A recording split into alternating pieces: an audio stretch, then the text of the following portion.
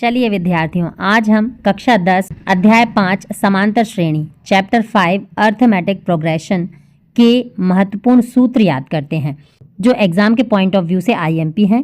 सबसे पहले इसमें लिखा है समांतर श्रेणी का व्यापक रूप या स्टैंडर्ड फॉर्म क्या होता है। तो समांतर श्रेणी का जो स्टैंडर्ड फॉर्म होता है या व्यापक रूप होता है वो होता है A plus D, A plus 2d, A plus 3d, dash dash dash A plus N D. ये इसका व्यापक रूप होता है।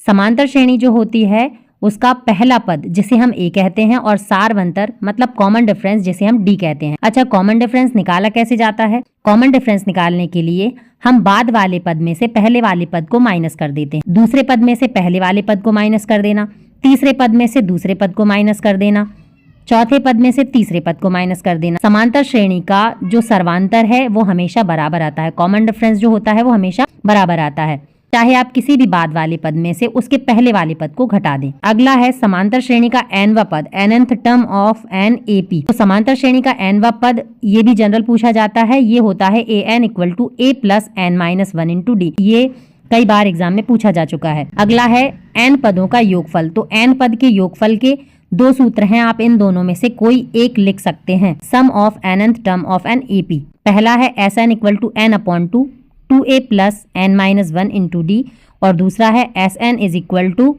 N upon 2a plus L. धन्यवाद।